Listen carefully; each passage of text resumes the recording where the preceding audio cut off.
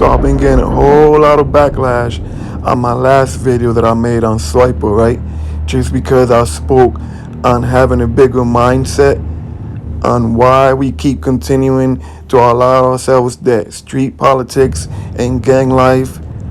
I've been in the streets my whole life, and I'm no longer in the streets. I don't live like that no more. Am I perfect? I'm far from perfect.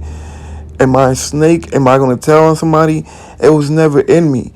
But I know that, and I understand that a lot of you guys can't be surprised when you see dudes snaking dudes out and you see dudes telling on dudes.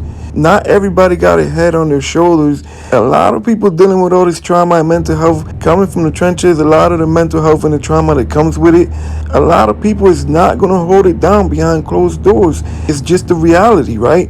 So I'm getting a whole lot of backlash on that. Make sure I go like that video. Fuck with you, boy. But let's get into what we came in here for, man. Let's get into this right quick, man, because I've been looking at some of the old paperwork, because I've been looking into some of the state paperwork before the feds picked up the case, along with the new paperwork. And now it's a little bit easier to understand who they were talking about before, because we didn't know who they were talking about before. But now that we know who's who, we can paint a better picture. And let me tell you something, man. Swipe was able to see the footage. He watched the footage of Fbg Duck getting shot and killed in downtown Chicago. He watched that footage, man. Read the paperwork. It says he was able to identify Muab and another video that wasn't from that shooting. But when it came down to the Gold Coast shooting, he wasn't able to identify Muab. That says that it showed him different videos, and he was able to say, okay, yeah, that's Muab. And then when it showed him the video of the shooting, they must have been wearing masks and stuff like that, and he wasn't able to identify them. That means they showed him the footage. Nobody hasn't picked up on this or noticed this yet. He watched the footage of Fbg Duck getting shot and killed. This is crazy. Now, another thing that I've been able to put together is the fact that Swipe was going live on Facebook without a mask.